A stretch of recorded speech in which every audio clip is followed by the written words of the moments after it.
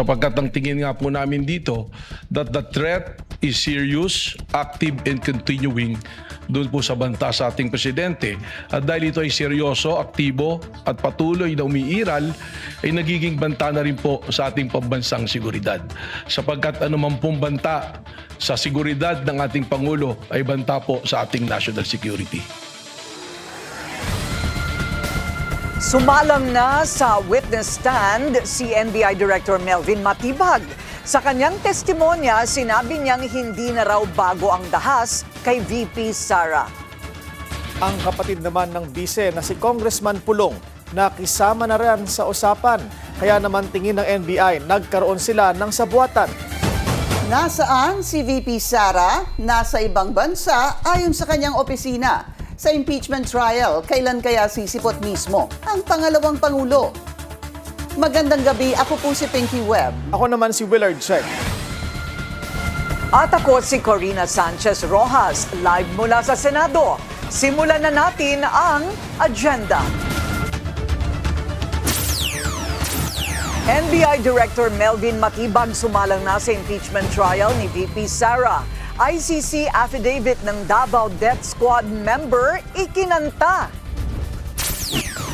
Sa gitna ng impeachment trial, VP Sara nasa overseas trip. Bakit kaya? Exclusive, Senador Bongo, top choice for VP sa 2028 ayon sa Pulse Asia. VP Sara nanguna naman sa presidential survey. Muntik tumakas, dating House Speaker Martin Romualdez nagtangka umanong lumabas ng bansa ayon sa BI. Chinese Ambassador pinatawag ni PBBM. Pambubuli ng China sa Ayungin Shoal, kinondena rin ng Amerika at Australia. Kapalit ni Bronner, Lieutenant General Antonio Navarrete, itinalagang bagong AFP Chief of Staff. At trailer ng inaabangang Avengers Doomsday, inilabas na.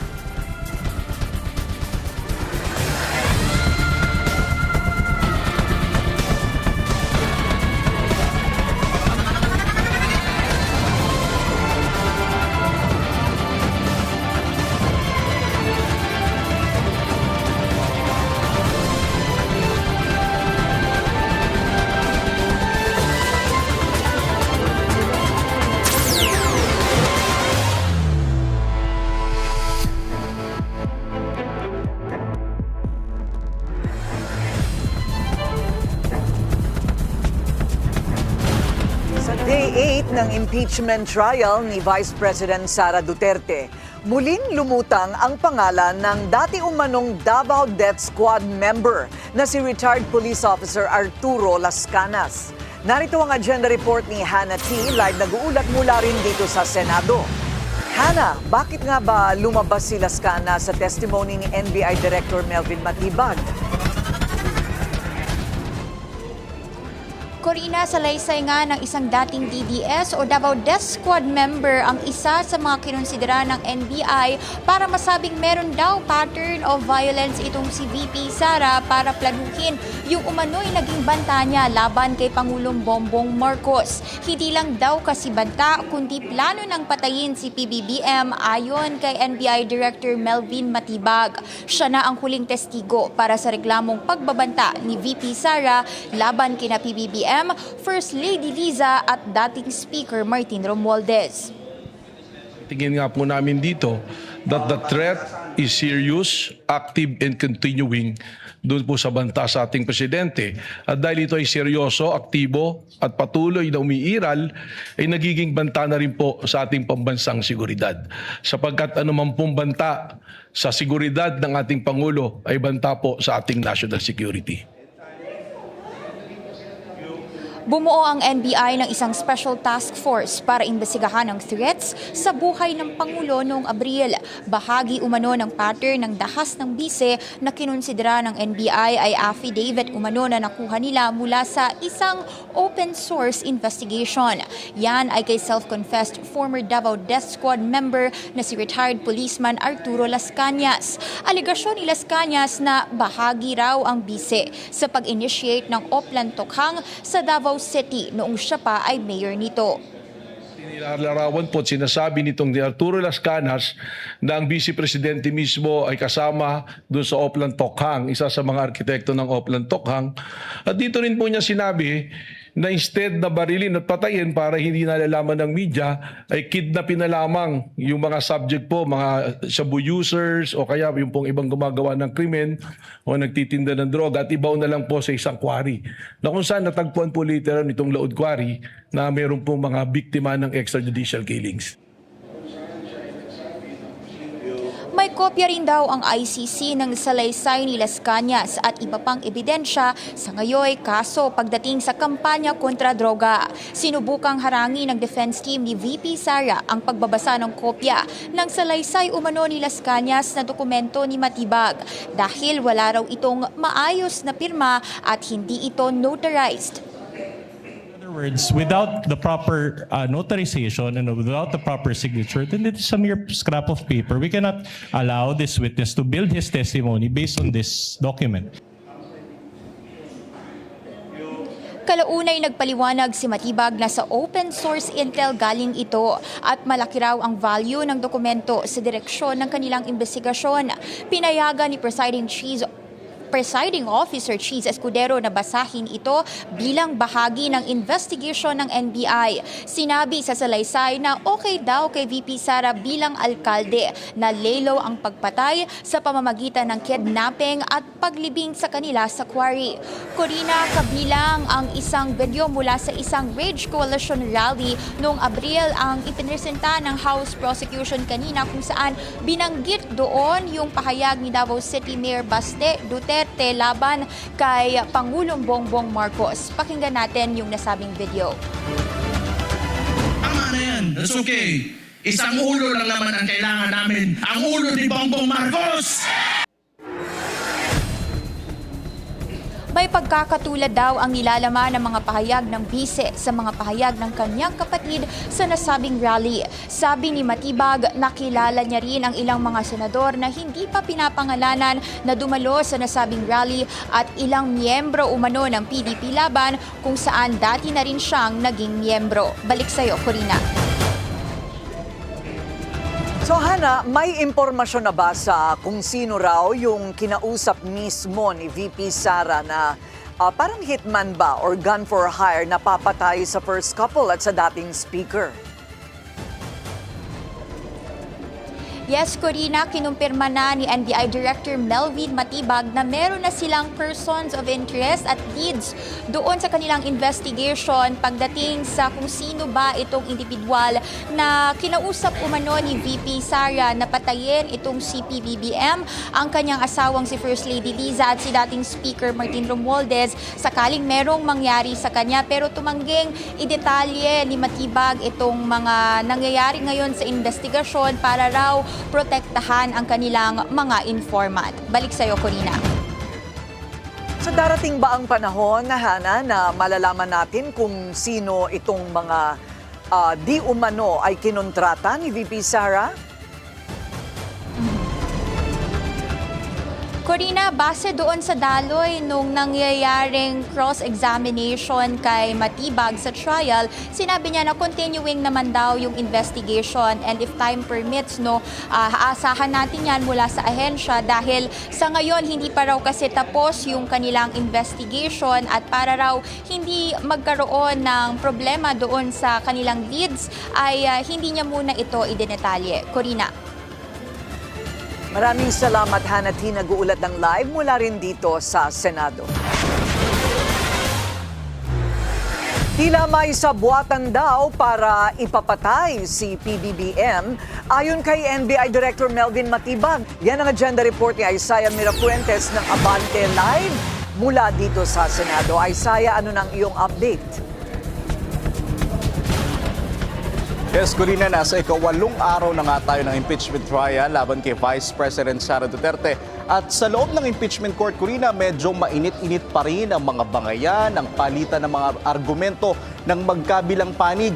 At ang mismong kapatid, Corina, ni Vice President Duterte na si Congressman Pulong Duterte, umaalma na rin sa nangyayaring paglilitis.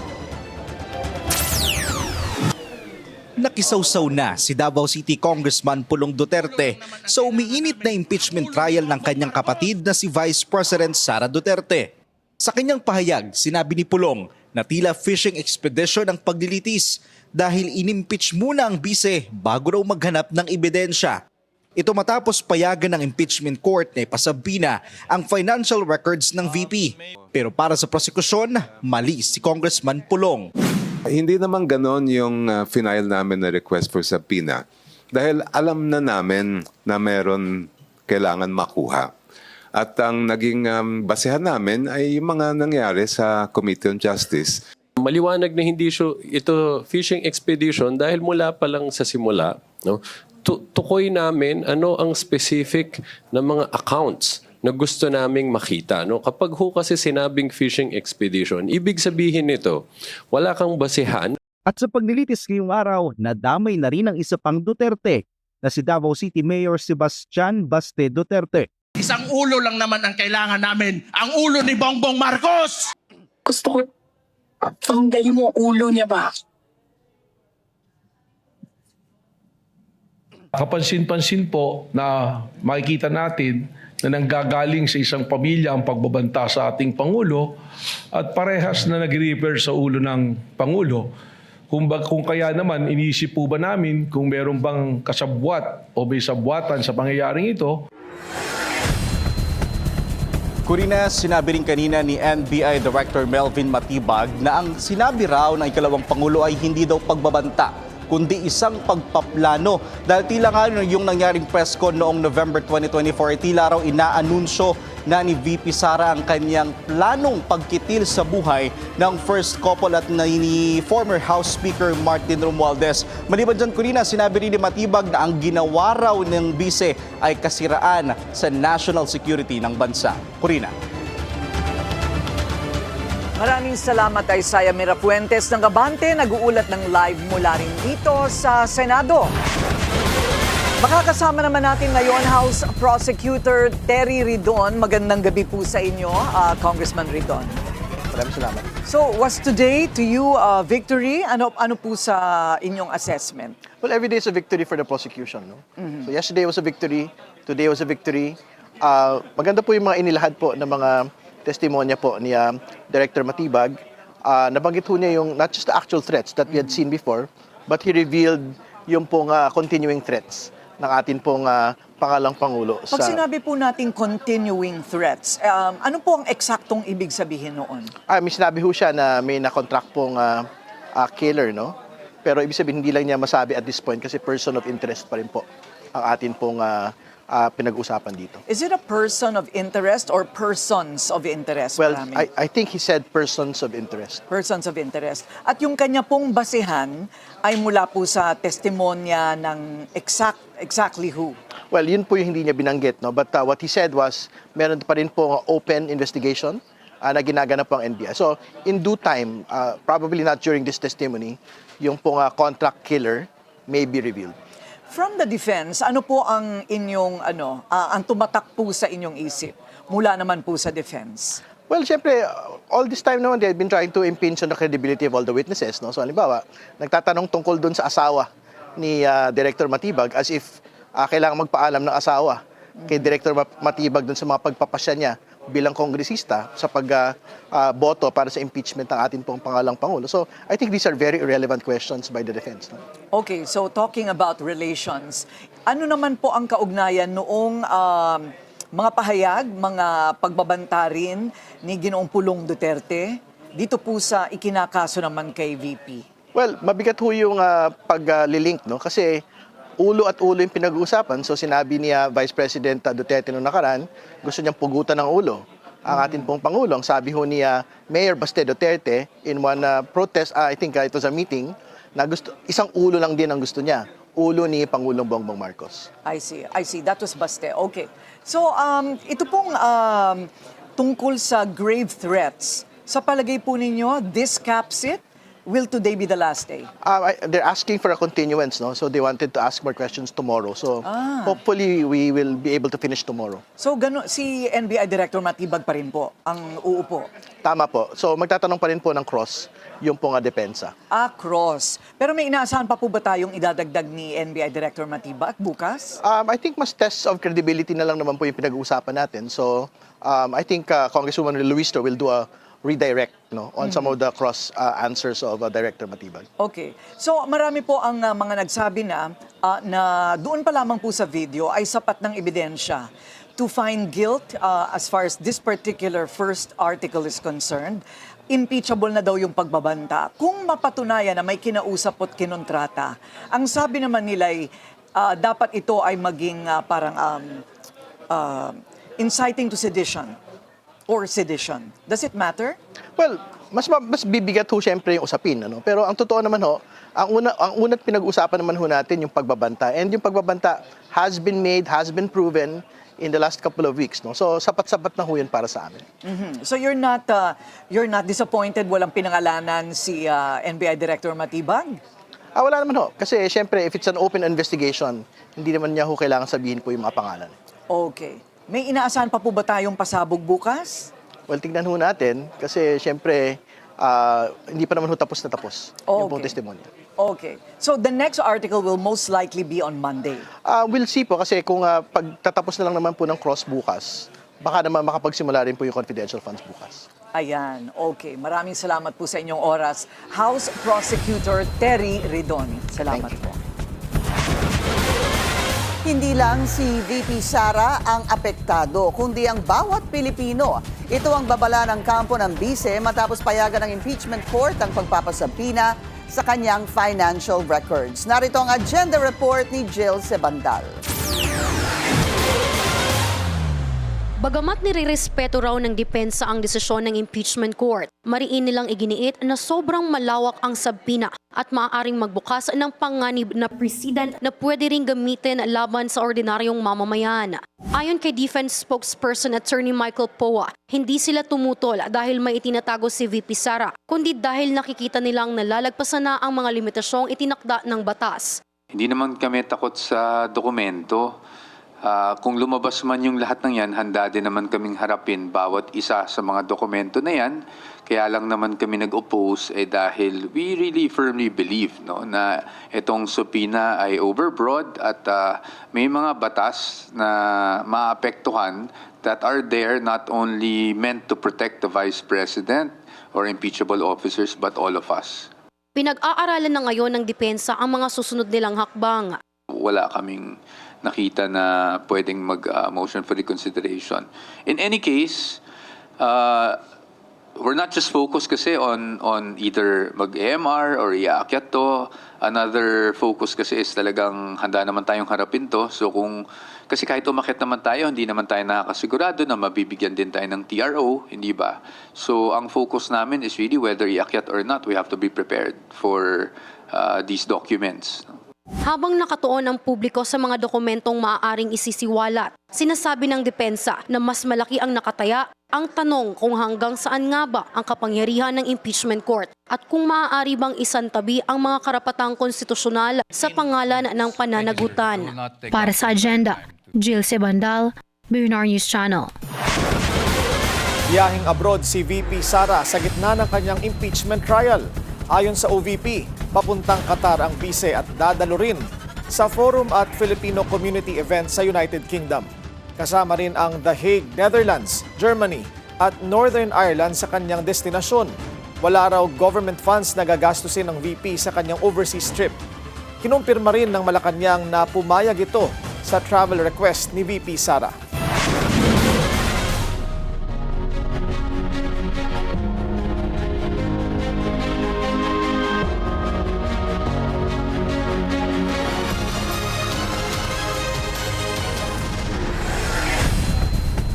Kinumpirma ng Bureau of Immigration na nagtangkang lumabas ng bansa si former House Speaker Martin Romualdez pero hindi ito natuloy.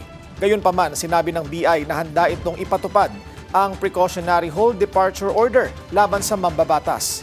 Una nang sinabi ng Office of the Ombudsman na nakatanggap ito ng intelligence reports sa umano'y planong pag-alis ni Romualdez sa gitna ng umuugong na pagsasampa ng plunder at money laundering complaints laban sa kanya kaugnay ng flood control scandal. Matapos ang EDSA, sa Cavite naman nagtungo si DPWH Secretary Vince Dizon para mag-inspeksyon. 2 di pa tapos na proyekto ang kanyang nadatnan doon. Ang detalye sa agenda report ni Mike Razon. Sinabi ng DPWH Secretary Vince Dizon, verify nila pag may ghost. I hope hindi siya magpa-pressure and I hope he tells the truth because 3 beses niya na sinabi sa akin na verify nila at walang ghost sa Taguig. Sinagot ni DPWH Secretary Vince Dizon ang banat na yan ni Senator Alan Peter Cayetano tungkol sa umano'y flood control project sa Taguig. Whenever there is an investigation, we cooperate with the Ombudsman. Pati po yung Taguig? And that's everything. Lahat. Bakit daw po i-check niyo pa ulit Ongoing naman ang pag-check natin eh. Lahat naman yan tuloy-tuloy. Matapos ang EDSA rehab, 2 nakabinbin na road projects naman sa Noveleta, Cavite ang pinagkaabalahan ni Dizon kaninang umaga. First stop niya, ang Manila-Cavite Road Rehabilitation na 2 buwan nang pautay-utay na ginagawa. Merong mga tinamaan na linya o may mga nag-leak na linya ang Maynilad. No, kaya hindi naman pwedeng i-repair ng DPWH kasi hindi naman kami ang magay ba namin kung ano yung paano aayusin niya. Ito nga, dahil naman sa medyo kapabayaan din po ng ating mga contractors, ay naiiwan naman po na lubak-lubak yung kalsada natin. So yun po yung naging repercussion, yung sobrang traffic naman. What should have been 10 minutes became 1 hour. Hindi, totoo po yun. Dito rin nasabon ng kalihim ang district engineer ng Cavite. Sinabihan ko tong DE natin na kailangan pa bang magpunta ako dito, makita ko sa social media, tapos kailangan pa ako magmumura dito, magalit para lang mapabilis to. Hindi dapat ganon. Sunod na ininspeksyon ni Dizon ang 6 na taon nang nakatiwangwang na Novilex. Mag-common sense tayo dito ng konti. Huwag niyong ipipilit na 6 na tapos titingi-tingi tayo ng 15 years. Diba? Diba, buuin niyo na muna. Issue raw sa right-of-way at funding ang dahilan kung bakit putol pa rin ang kahabaan ng Novilex na malaking tulong sana sa mabigat na trapiko sa Cavite. Once this road is built, we'll have a proper highway going to the airport sa Sangli po. Yes. And what if we can construct Sangli in a way na ma-decongestion natin ang air traffic sa Manila, much better for the country as well and for tourism. Ang laki ng economic impact nito. Hindi lang sa Cavite po. Ayon kay Dizon, pansamantalang gagawin munang 2 lanes ang 6 lanes na kalsada para mapadali ang pagbubukas nito. Para sa agenda, Mike Razon, Billionaire News Channel. Chinese Embassy in Manila may buwelta sa Amerika sa nangyaring paluan sa Ayungin Shoal. At dating Congressman Joey Salceda, balik gabinete. Susunod yan sa agenda.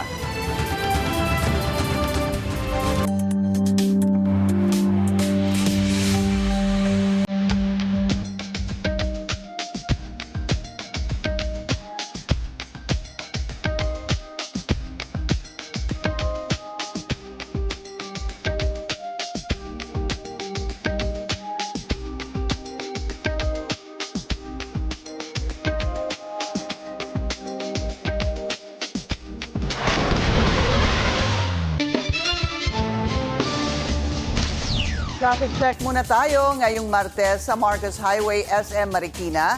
Light to moderate ang daloy ng mga sasakyan sa eastbound lane.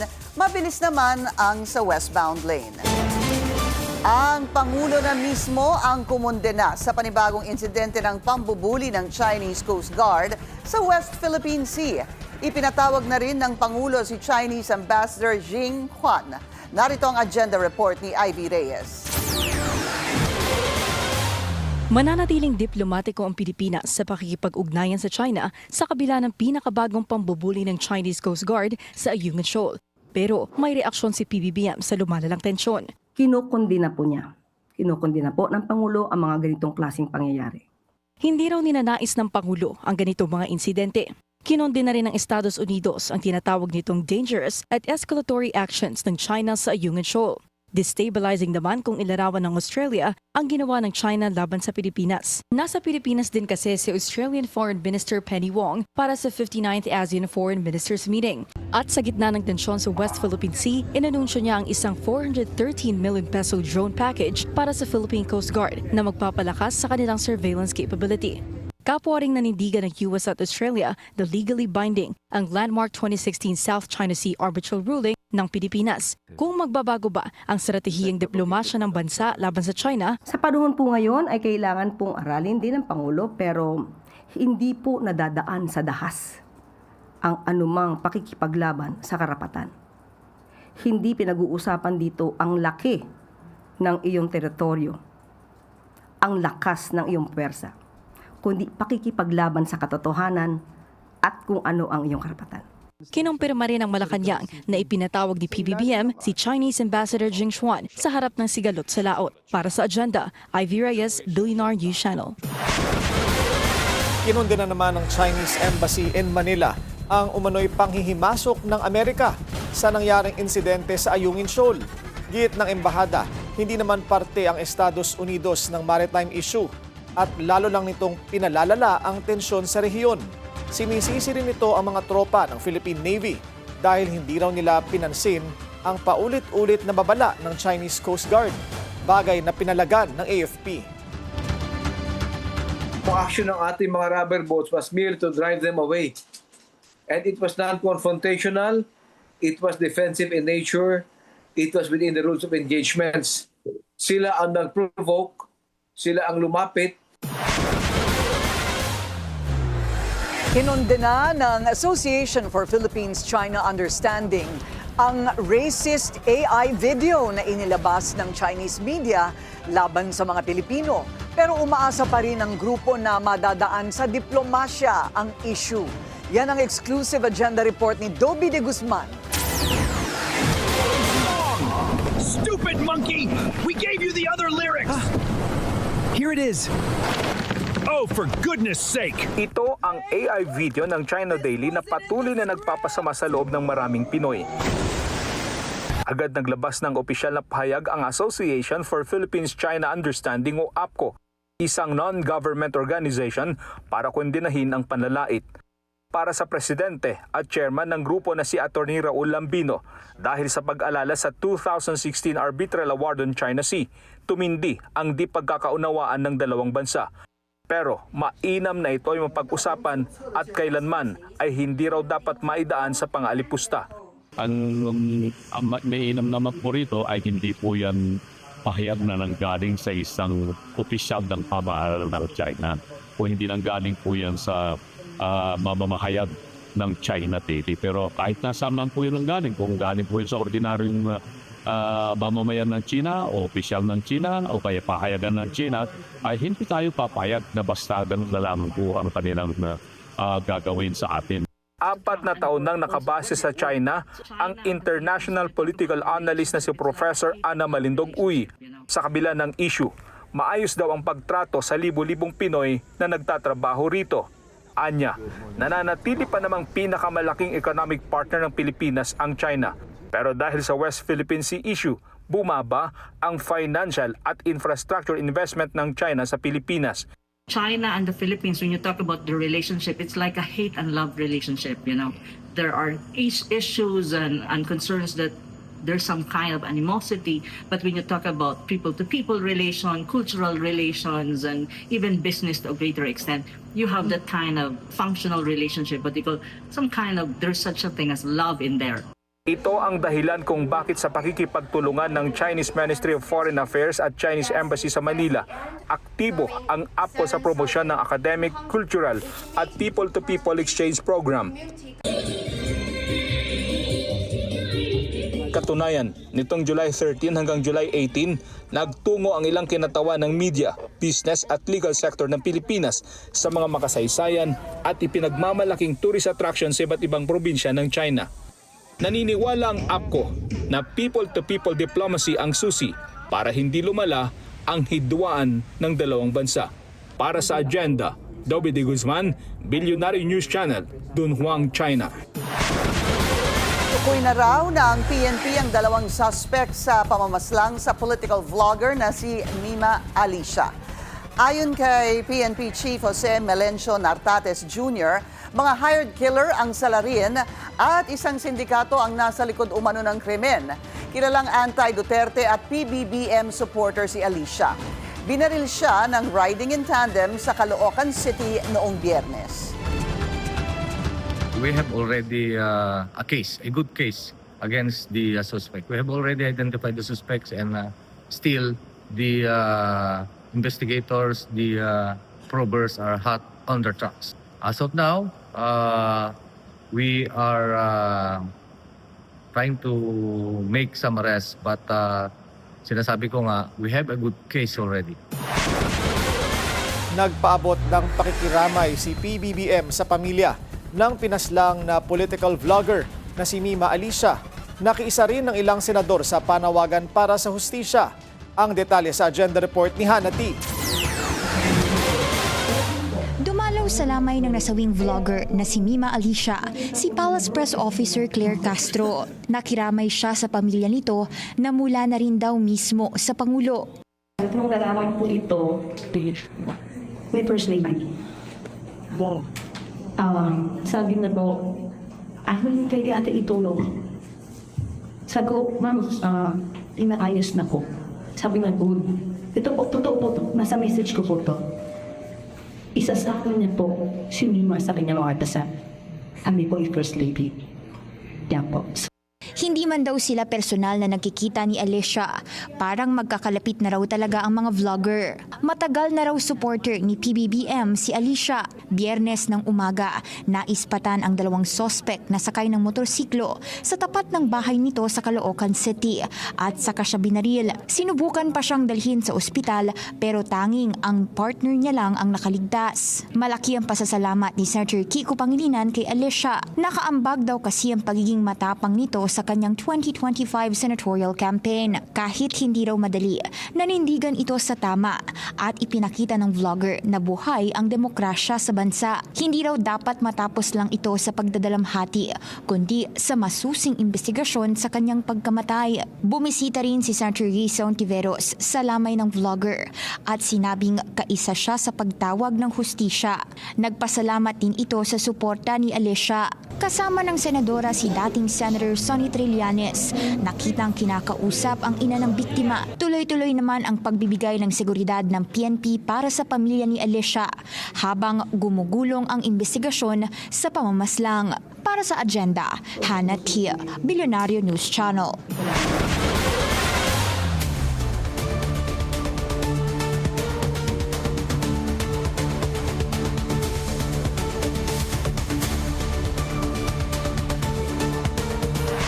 Umaaray ang mga PUV driver sa panibago na namang jumbo oil price hike. Kaya naman 10 peso fare hike ang hiling ng isang grupo. Yan ang agenda report ni Ched Gatchalian. Kahit nagawin nilang bari-bariya, ang dating pa rin sa dulo, malaki pa rin yung itataas. Parang bibitayin ka, pero dahan-dahanin ka muna. Pero ang dulo nang papatayin ka din. Ganito kung ilarawan ni Piston President Modi Floranda ang pagsirit na naman sa presyo ng produktong petrolyo. Kahit pa utay-utay, masakit pa rin daw sa bulsa. Nagkasa ng kilos protesta ang Piston sa isang gasolinahan sa Quezon City para muling ipahayag sa gobyerno ang kanilang panawagan para sa taas pasahe at pagbasura sa oil deregulation law. Mula nung Mayo at 30 hanggang sa ngayon ay halos 27 pesos na yung muling naipatong sa bawat litro. At malaki yung nawawalang kita ng ating mga driver at siyempre yung epekto nito sa ating mga commuter, sa ating mga mamamayan. Ayon sa Piston, halos 2,000 ang tiyatayang lugi nila kada araw sa ilalim ng kasalukuyang singil sa pamasahe sa mga pampublikong sasakyan. Kapag tinaas daw ito ng 10 piso at napagbigyan ng kanilang hiling, hindi na sila abonado at kahit papaano may mauuwi na sa kanilang mga pamilya. Medyo masakit boss kasi kagahapon mababa lang yung diesel, ngayon mataas na. Bumababa yung kita namin, imbis na kumikita kami ng 500, maging 300 na lang. Kailangan natin tulong, gawaan ng paraan kung paano bumaba ang gasolina. May panawagan din si Floranda kay PBBM para sa paparating niyang SONA. na sana makita niya yung kahalagahan ng mga driver at mga operator, yung matagal na natin panawagan na pagbasura sa old regulation law, pagtanggal sa sabat, at yung pagbasura sa bugos at tuwad ng modernization program. Naghahanda na rin daw ng tigil pasada ang piston at ang No to Oil Price Hike Coalition kung hindi sila mapakikinggan. Para sa Agenda, Ched Gatchalian, Billionaire News Channel.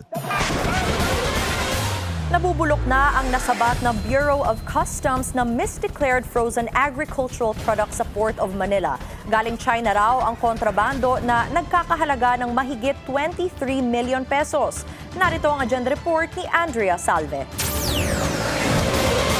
Pag-aaralan ng Bureau of Customs na paikliin sa 60 ang 90-day processing period para sa agricultural imports. Kasunod ito ng pagkakaharang sa 5 container ng misdeclared frozen agricultural products sa Port of Manila na nagkakahalaga ng 23.27 million pesos kasama na ang duties at taxes. Kung kaya na 60 days, malaking bagay na yun. But we will have to make sure that we are not violating any specific provisions of the law protecting the legitimate importers. Nangangamoy na kasi ang nasabat na mga produkto na noon pang November to December 2025 dumating sa bansa mula pang China. Deklarado raw ang mga ito bilang squid balls, fish roe balls at Chianya tofu. Pero nakatago umano sa likod ng mga ito ang ilan pang frozen products gaya ng peeled chicken, pigeon, Peking duck at iba pang uri ng duck meat. Sang-ayon sa ating regulasyon at procedure, hinintay natin na meron mag-claim at meron pang dumating na ibang kargamento. Subalit, inabandona na ito marahil nalaman nila na ito ay huhulihin na ng Bureau of Customs. Kandidato na to na mukhang hindi pakikinabangan. Subalit, hihingi pa rin tayo ng tulong sa Department of Agriculture upang malaman natin kung ito ay pwede pang kainin ng tao kung magiging fit for human consumption. Kapag sinabing pwede pa, ito ay pwede natin i-donate sa mga nangangailangan. Tukoy na ng BOC ang consignee ng mga produkto pero makikipag-ugnayan din daw sila sa National Bureau of Investigation para alamin kung sino ang tunay na mga may-ari ng kumpanya. Sa ngayon ay hinainan na ng warrants of seizure and detention ng mga kargamento sa umano'y paglabag sa Customs Modernization and Tariff Act at Food Safety Act.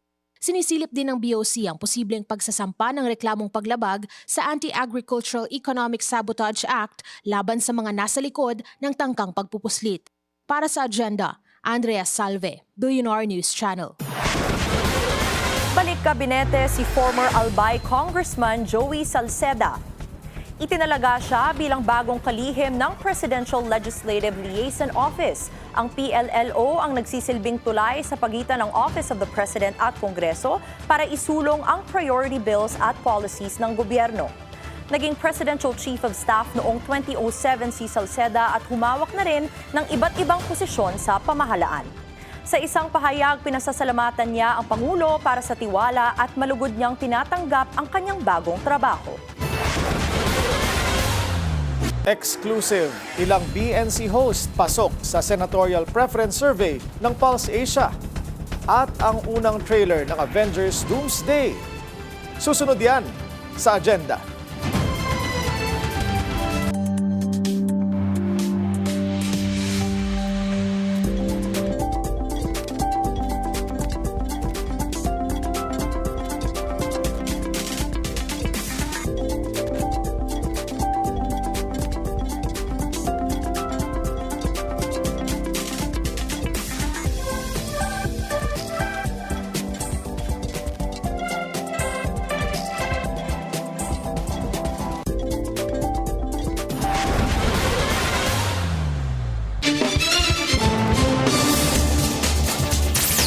Traffic check ulit tayo sa EDSA Mega Mall, bumper to bumper ang mga sasakyan sa northbound lane. Naungusan ni Senador Bongo si Senador Robin Padilla sa latest 2028 Vice Presidential Survey ng Pulse Asia. Batay sa mga dokumentong nakuha ng Billionaire News Channel, nasungkit ni Go ang highest rating na may 27%, habang si Padilla may 21%. Pumangatlo naman bilang preferred VP si Senador Bam Aquino with 14%, tie kay former Senator Grace Poe. Sa kabila ng pakiusap na tanggalin sa surveys, nakuha pa rin ni Senador Erwin Tulfo ang rank 5 with a rating of 9%. Sinundan ng kapwa senador na si Francis Kiko Pangilinan na may 4%. humabol naman with 0.5% si MMDA General Manager Nicolas Torre. Sa presidential survey naman, nangunguna pa rin si VP Sara na mayroong 49%.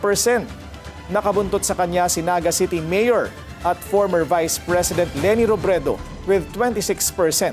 Pasok din sa presidential picks sina Senator Raffy Tulfo, DPWH Secretary Vince Dizon, Baguio City Mayor Benjamin Magalong at maging si Torre.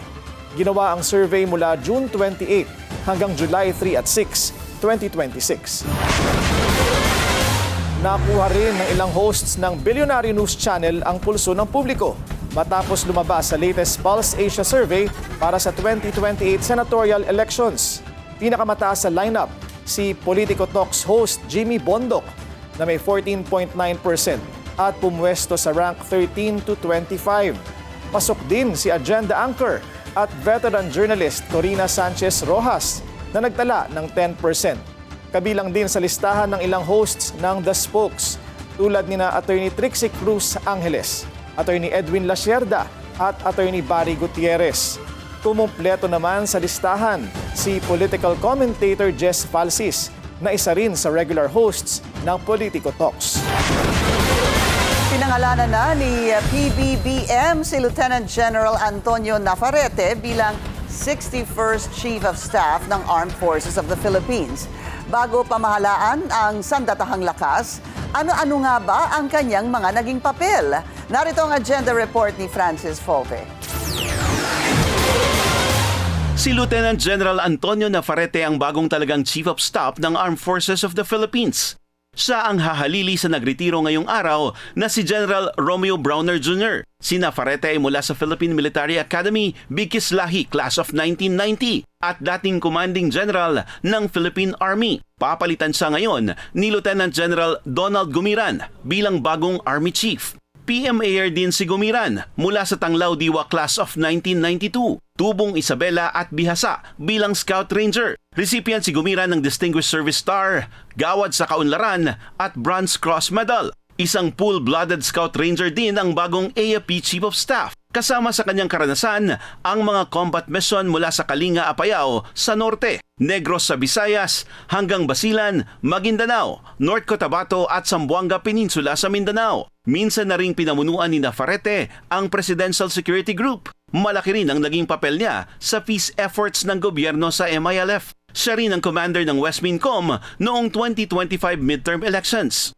Throughout his journey in the military service, tumanggap si Navarrete ng maraming pagkilala at parangal, kabilang ang Philippine Legion of Honor at Gold Cross medals for gallantry in combat. Ang pinakaunang media interview ni General Navarrete ay sa At the Forefront ng Billionaire News Channel bilang Army Chief. Naibahagi niya sa programa ang ilang accomplishments sabay sa 129th anniversary ng Army. Vocal ang bagong military chief sa pagbabalik ng mandatory ROTC, pagpapalakas ng ating cyber defense capability at pagpapatuloy ng balikatan war games sa mga kaalyadong bansa tulad ng Amerika. In the next 10 years, Karen, the Army will always be the core of the armed forces. Because the last battle will be fought always on land. Simpleng pananalita noong siya'y Army Chief na ngayon ay magkakaroon ng mas malaking papel bilang bagong hepe ng AFP. Para sa agenda, Francis Polbe, Billionaire News Channel. Opisyal nang umupo bilang bagong AFP Chief of Staff si dating Philippine Army Chief Antonio Navarrete Jr. Pinangunahan ni PBBM ang change of command sa AFP kanina at ang retirement ceremony ni General Romeo Browner Jr. Ayon kay Browner, isang malakas na hukbo ang iiwan niya kay Navarrete. Ang Pangulo naman may paalala sa bagong AFP Chief kung ano ang posisyon ng bansa sa kabila ng panibagong insidente ng pangbubuli ng China. The Philippines has always been and will always remain a nation that seeks peace. We adhere to international law. We are a respectful nation that conducts itself with dignity, restraint, and professionalism. We seek cooperation, but we will never compromise our sovereignty. We extend friendship to all, but we will never abandon our national dignity. Nang tanungin si Bronner kung may iniaalok bang posisyon sa kanya, ang payo raw ng Pangulo, magpahinga muna. Patuloy ang pag-atake ng Amerika sa Iran. Sa ika-10 araw ng strikes, target ang Iranian military command centers, missile and drone launch sites at air defense systems. Nananawagan ngayon ng immediate de-escalation ang United Nations. Nakisali na rin kasi sa gulo ang Iran-backed Houthi rebels ng Yemen. We've seen the reports and are very much concerned by the renewed Houthi threats against Saudi Arabia, against freedom of navigation, which leads to the risk of an even wider regional escalation. We call for immediate de-escalation. We urge all parties to address their differences through dialogue and diplomacy. Tulad ng United Nations, paghupa rin ng tensyon sa gitnang silangan ang isa sa mga diskusyon ng katatapos lang na ASEAN meetings. Yan ang agenda report ni Ivy Reyes.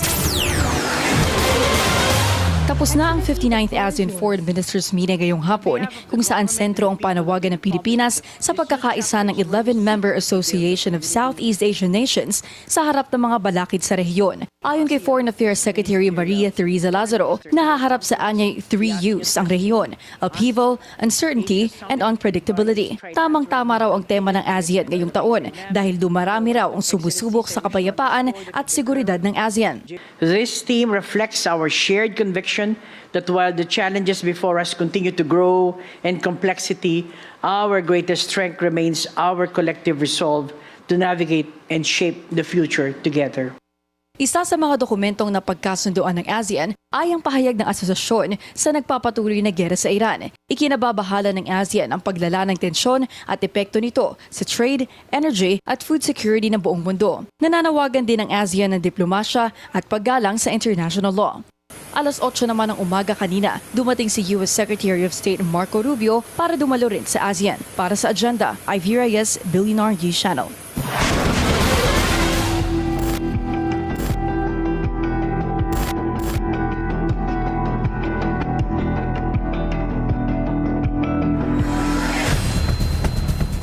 Pamilya na raw mismo ng mga nawawalang sabungero ang nagpapabayad para iatras ang kanilang asunto laban sa itinuturong mastermind na si Charlie Atong Ang.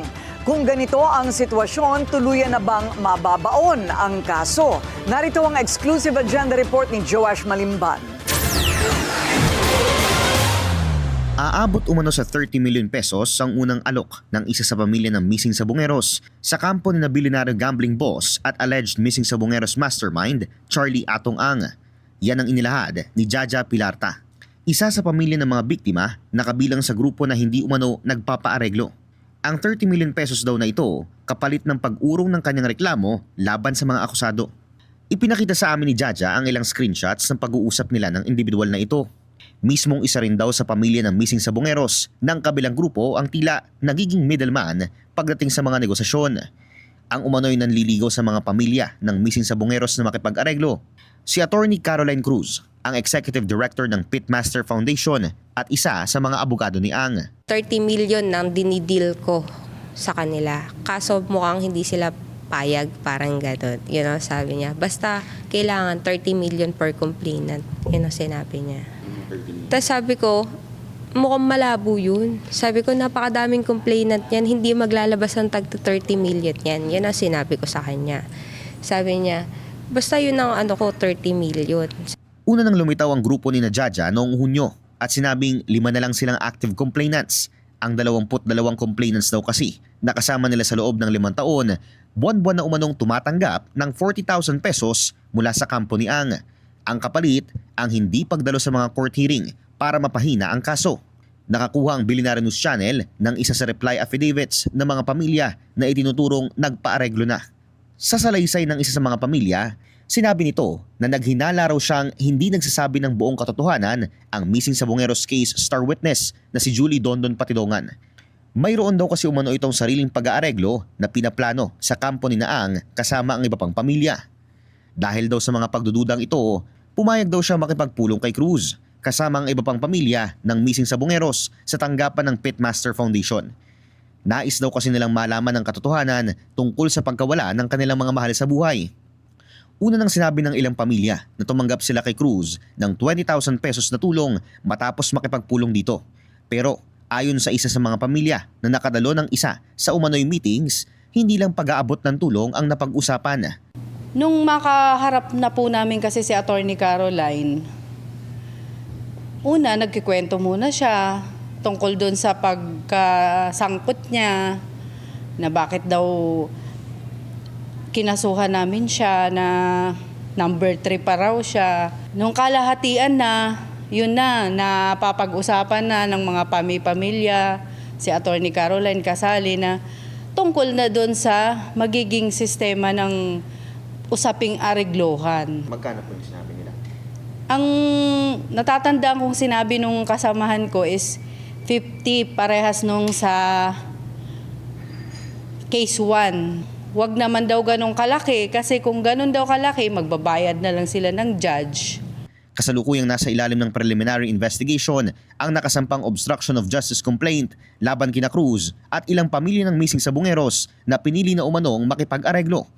Nananatiling bukas ang BNC sa panig ng iba pang sangkot sa issue. Para sa Agenda, Joash Malimban, Billionaire News Channel.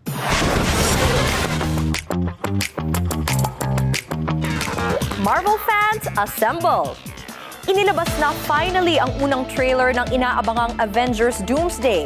The clip teases the arrival of Robert Downey Jr.'s Dr. Doom na isa sa most formidable villains ng MCU. Nagbabalik din sina Chris Hemsworth as Thor and Chris Evans as Steve Rogers, maging ang Fantastic Four at Thunderbolts. Highlight din ang pag-crossover ng X-Men characters sa Avengers universe tulad ni Patrick Stewart, Ian McKellen, and Channing Tatum.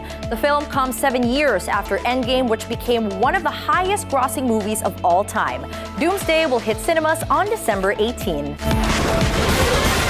At may isa pang aabangan ang Marvel fans. Kinonfirm ni Ryan Reynolds that another Deadpool film is in the works. In an interview sa Fanatics Fest, sinabi niya na meron pa kasing few deep cuts from the comics na hindi pa daw na-adapt on screen. 2024 nang nirelease ang last film na Deadpool and Wolverine, which became the top-grossing R-rated movie of all time.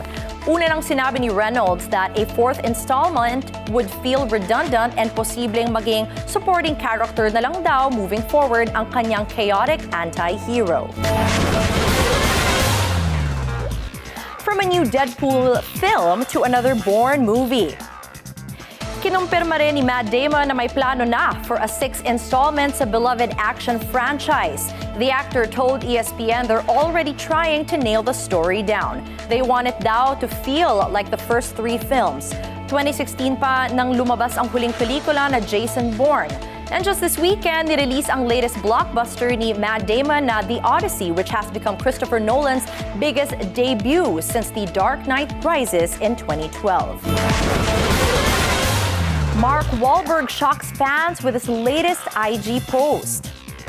The Hollywood star shared a new video of his early morning gym session, pero imbis na yung intense workout ang kanyang wild hair transformation ang napansin ng mga netizens. His head kasi is seen partially shaved with hair still around the sides. Tanong ng ilang social media users, did Wahlberg lose a bet? But the actor says this is actually a throwback sa kanyang 2025 film na Flight Risk, in which he sported such hairstyle. Iglesia ni Cristo rally sa araw ng SONA, kasado na. At Ann Curtis, emosyonal sa pagsabak ng anak sa elementary. Susunod yan sa agenda.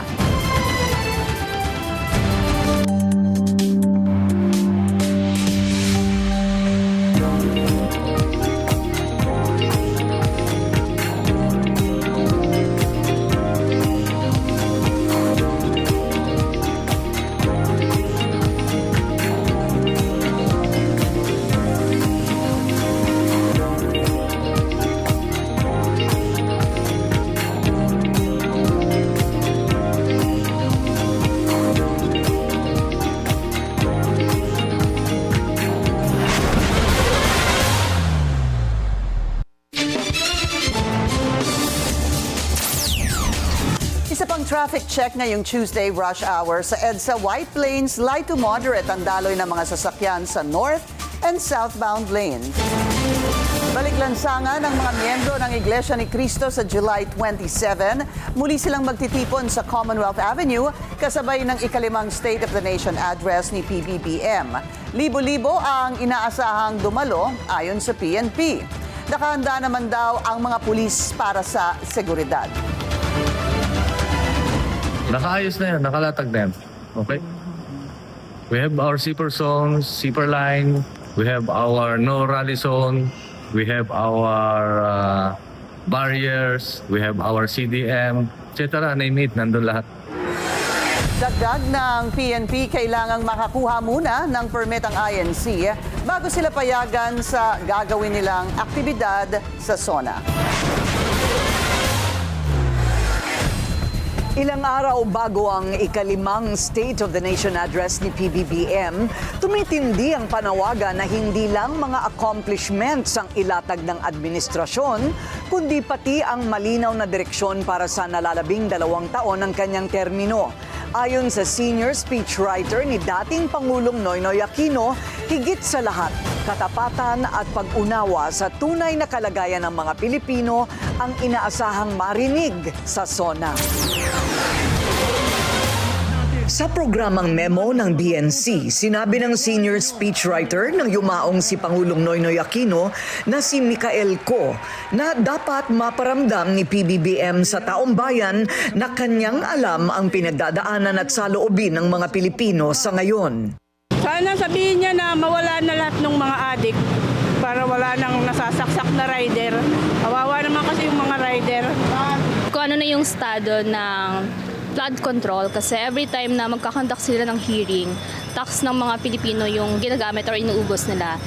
Kaya niyang gawa ng paraan na ibaba ang produktong petrolyo. Gawa ng halos kawawa din ng mga commuter.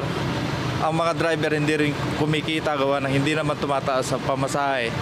Sa patuloy na pagtaas ng presyo ng bilihin, gasolina, kakulangan sa transportasyon, patuloy na pagbabaha sa tag-ulan at iba pang mga problema, kailangan daw nitong magbigay ng positibong mensahe sa kanyang SONA sa Lunes. In the last SONA, ang hinihiling lang naman sa tingin ko ng taong bayan is honesty and the feeling that the President understands what they're going through. And kung akong tatanungin, lalo na sa ikalima, particular sa ikalima, towards the end, gusto mo ng uplifting na mensahe, gusto mo ng something that makes you feel positive at the end of the day, makes you feel proud of being a Filipino. Sa paglipas ng mga administrasyon, ilang linya mula sa mga nakaraang SONA ang tumatak sa isip ng publiko. Mula kina dating Pangulong Noynoy Aquino at Gloria Arroyo, nariyan din ang mga hindi malilimutang mensahe nina Fidel Ramos, Joseph Estrada at Rodrigo Duterte na naging sentro ng diskusyon matapos ang kanilang mga talumpati. You and I can act separately and achieve very, very little. Or you and I can act together and achieve much, much more.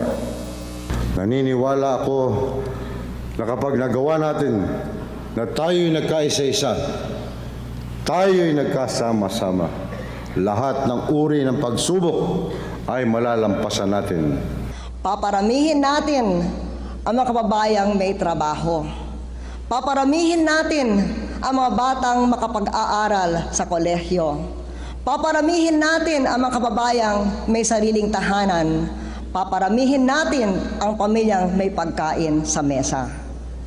Ang pangarap ninyo ay pangarap ko rin. Transformasyong tinatamasa natin ngayon ay magagawa nating permanente sa gabay ng Panginoon hanggat buo ang ating pananalig at tiwala at hanggat nagsisilbi tayong lakas ng isa't isa. Patuloy nating mapapatunayan na the Filipino is worth dying for. The Filipino is worth living for.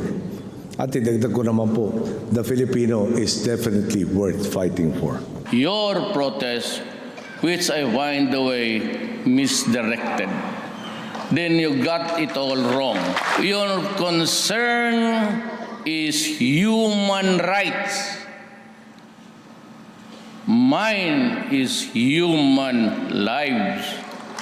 Ayon kay Ko, mahalaga ang isang malinaw at tumatatak na mensahe dahil ito ang tumatahi sa buong talumpati. At sa gitna ng maraming gulo sa politika sa ngayon, mga nakatenggang proyekto at mababang pasahod, hinihintay ng mamamayan ang magiging kasunod ng huling sinabi ni PBBM sa kanyang huling SONA.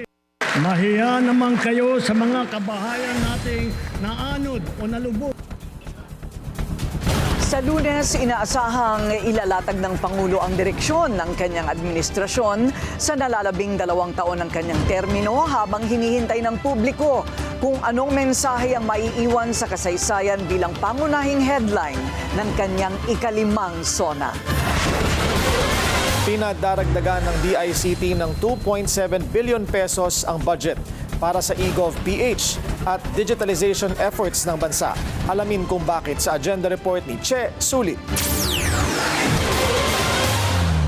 Humihiling na karagdagang suporta mula sa national government ang Department of Information and Communications Technology. Sa initial request nito sa pamahalaan, ayon kay DICT Undersecretary for E-Government David Almirol, hangad ng ahensya na mabigyan sila ng 2.7 billion pesos na budget para sa eGov.ph at digitalization efforts ng bansa. Kabilang din anya sa popondohan nito ang pagdevelop ng software, pagpapalakas ng cybersecurity at pagpapasweldo sa mga tao sa likod ng mga proyekto. Sa ibang mga ahensya talaga, imagine nyo yung budget, di ba? Talagang billion-billion talaga yung mga budgets talaga, di ba? If you compare that, no, not to mention any other agency, pero pag tingnan mo yung budget namin, apiranggot talaga, di ba? So paano naman kami magsusurvive, di ba? That's why we are reaching out, and I believe that especially our President is very supportive sa ating mga ginagawa. DBM is also very supportive. So even us, we need help. Ayon kay Almirol, posibleng maglaan din sila ng budget para suportahan ng startups na makakatulong sa paglago ng lokal na industriya at ekonomiya. Ang eGov platforms, yung 28 na pinakita kong platforms kayo na, wala sa budget talaga yan eh. Lahat libre yan na ginawa ng team natin, wala tayong contractor. We build it in-house, di ba? So we will be opening that to the budget hearing na hindi namin nakaya na kung kami-kami lang. Bahagi rin ng inisyatiba ng ahensya ang isulong ang public-private collaboration para makamit ang fully digitalized Philippines. Daan-daang programmers, designers at enthusiasts ang lumahok ngayong araw sa eGov.ph Hackathon 2026 dito sa SMX Convention Center Ora sa Taguig City. Isa itong kompetisyon kung saan itinampok ng mga kalahok ang kanilang kakayahan sa pagdevelop ng digital solutions para tugunan ang challenges sa delivery ng public service. Marami pa tayong kailangang improve. Marami pa tayong sama-sama improve natin yung serbisyo sa gobyerno. Itinumbok din ng programa ang hamon na hinaharap ng mga ordinaryong Pilipino, ang mabagal na pagproseso ng mga dokumento at ang mahabang pila sa mga opisina. Ang nasa isip po namin yung idea is parang sa scholarship platforms po. So gusto po namin mag-integrate sa loob ng eGov.ph ng parang centralized po na scholarship platform doon. So doon na po i-access ng mga students yung mga scholarships from, for example, sa mga sa CHED, sa DOST, mga ganun po na scholarship. So that way din po, mas centralized po yung data. Dumalo rin si First Lady Liza Araneta Marcos para formal na buksan ang eGov Hackathon competition. Sa kooperasyon ng public at private sectors, the goal is to make Filipinos' lives easier through a digital future. Para sa agenda, Che Sulit, Billionaire News Channel. Time flies by so fast indeed. Ann Curtis can't help but feel emotional dahil grade schooler na next school year ang anak na si Dahlia. Nag-share si Ann ng video nila at a beach in France saying this is her daughter's last summer of truly being little again. But ayon sa multimedia actress, Dahlia will always be a baby to her. Looks like pa-endgame na si Travis Kelce sa NFL. His friend Chris Carter shared a picture of them on Instagram saying the Kansas City Chiefs star is preparing for, quote, the last dance. Next stop daw, Canton or the Pro Football Hall of Fame. The post also offered another glimpse of Kelce's wedding band. This comes more than 2 weeks since he married Taylor Swift at Madison Square Garden in front of about 1,000 guests. Kelce has played 12 seasons with the Chiefs and won 3 Super Bowls. Takeover ng Paramount sa Warner Brothers, pinahinto muna ng korte. At Blackpink Lisa, may documentary. Susunod yan sa agenda.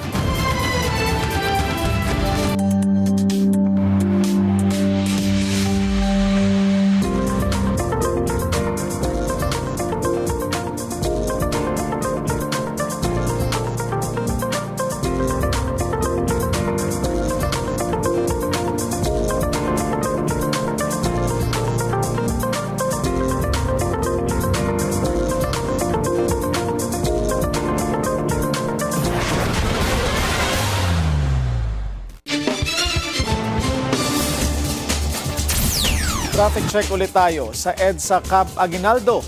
Mabilis ang daloy ng mga sasakyan sa northbound lane.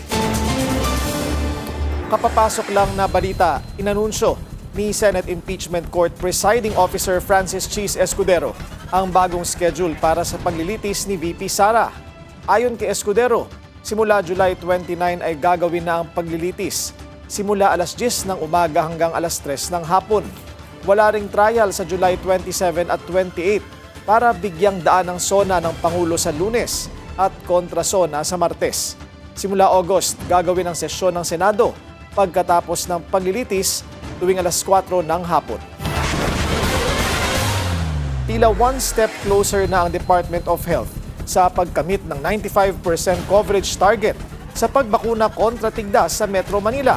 Umabot na kasi sa halos 90% ang mga batang nabakunahan sa NCR. Yan ang agenda report ni Pierre Pastor. Na-achieve ng Department of Health ang 87.1% ng measles rubella vaccination coverage para sa NCR. Nabakunahan laban sa tigdas ang mahigit 1 milyong bata na may edad 6 to 59 months sa katatapos lang na measles rubella supplemental immunization activity o MRSIA. Hinihikayat din ng DOH ang mga magulang na ipagpatuloy ang routine immunization ng mga anak. Ito ay para maprotektahan ang mga bata sa mga vaccine-preventable diseases. 8 sa 17 cities ng Metro Manila ang nakaabot sa 95% coverage target para sa measles immunization. Ito ay ang Parañaque, Makati, Manila, Pasay, Navotas, Mandaluyong, Pasig at Quezon City. Ang Quezon City ang may pinakamataas na bilang. Ayon sa DOH, sa kabila ng maigting na kampanya para sa pagpapabakuna, marami pa ring bata ang hindi nakatatanggap ng kanilang scheduled vaccination. Kapag may na-miss o naipagpaliba na routine immunization, maaari namang pumunta sa kanilang pediatrician o pinakamalapit na health center para magabayan. Ang mga government-provided vaccines sa pamamagitan ng National Immunization Program ay safe, effective at free of charge. Para sa agenda, Pierre Pastor, Billionaire News Channel.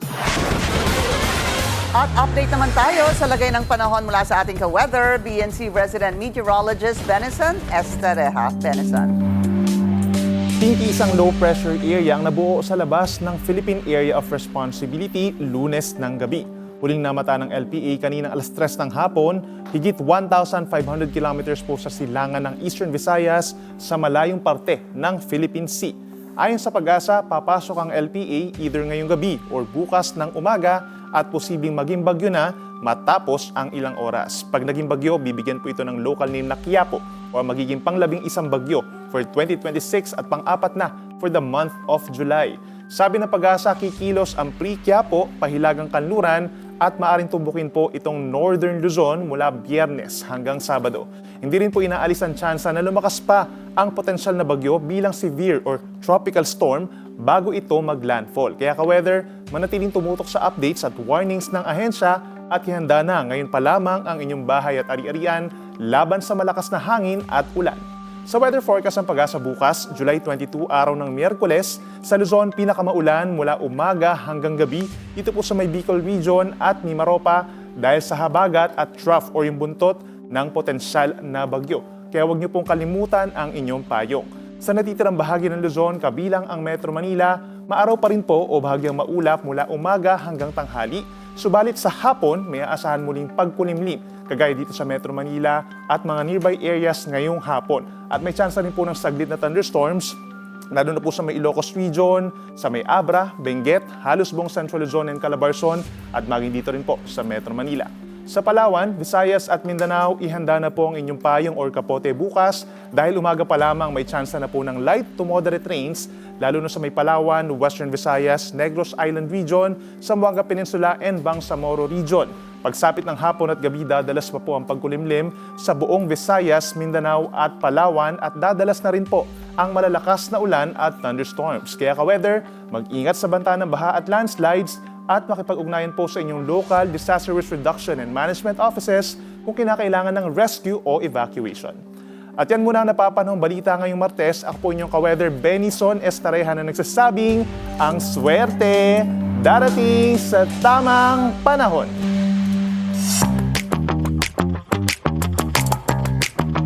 Paramount's takeover of Warner Brothers hits a snag. A federal court ordered a pause, a $110 billion deal after 12 states filed a lawsuit. Ayon sa coalition, the acquisition would create a media titan with the power to raise prices in film and television. This would irreparably harm competition umano and violate antitrust law.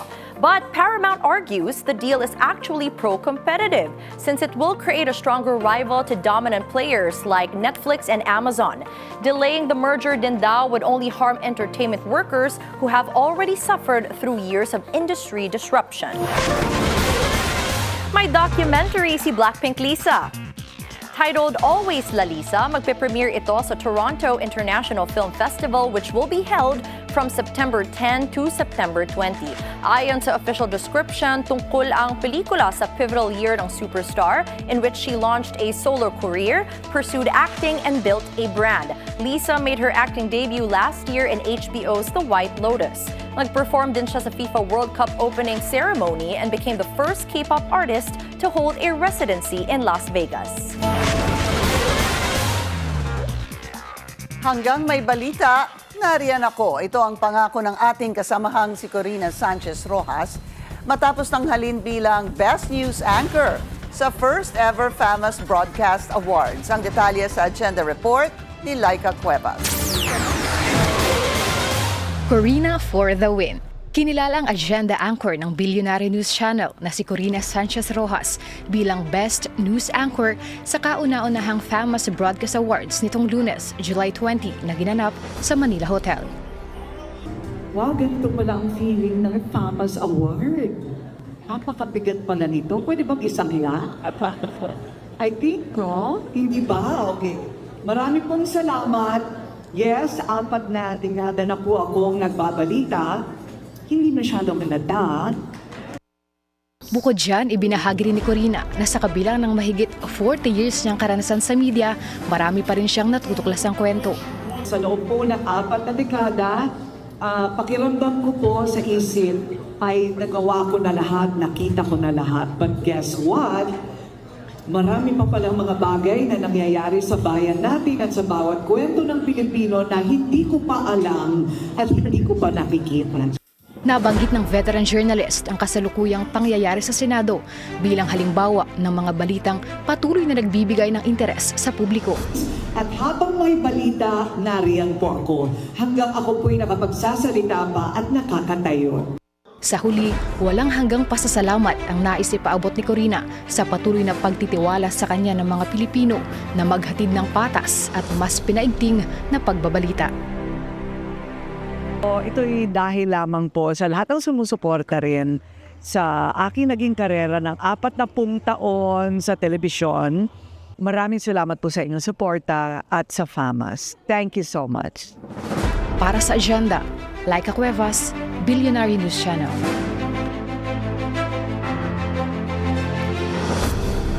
Yes, congratulations. Si Corina. Pasok niyo na. Senator Corina. Hi. Live mula sa Senate. Ay, grabe. Sabi ko na nga ba eh. Wala akong kinalaman doon, ha? Ano daw? Senator Corina. Live sa Senate. Hindi pwede. Hindi siya pwede mag-senador. Bakit? Eh kasi sabi niya, habang may balita, nariyan ako. Nandito siya. Nandyan yung balita sa Senado eh. Nandito siya for life. Kailangan ka pumili kasi nandun ka dun sa Senado. Tapos sabi, nanalo ka sa FAMAS. Ano ba talaga Well, yun, alam mo, naririnig ko yung mga pinag-uusapan nyo, ha? Baka akala nyo, hindi ko naririnig. Corina, talo mo yung mga senador dyan. May FAMAS ka na, sila wala. Alam mo yung FAMAS trophy pala, Willard, Pinky, and Erica, napakabigat pala niyan. Pwedeng kiluhin. Kung walang-wala ka na, pwede daw isang la. Parang gold bar, ha? Pero nagpapasalamat tayo, nakalimutan ko banggitin yung ating mga boss. Siyempre, si Spy, si GM Hill, si Chair, at lahat ng bumubuo ng agenda. Siyempre, yung mga katabi ko araw-araw, Pinky, Erica, Raymond, and Willard, and ang ating mga napakaraming naging direktor na. Marami pong salamat. Alright, dahil dyan, sa Senado ka ulit bukas. Hindi. Kailangan patunayan ni Willard na siya naman ang pwedeng sumunod na makatanggap ng ganyan. Sige, gusto ko rin magka-FAMAS nomination. Well, congratulations again, Corina. Congrats. Thank you. Congrats!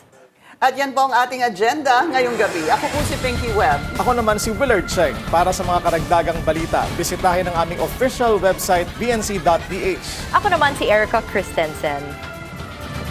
At ako si Corina Sanchez Rojas, live mula sa Senado. Sa bawat issue may anggulo at ang balita, may agenda.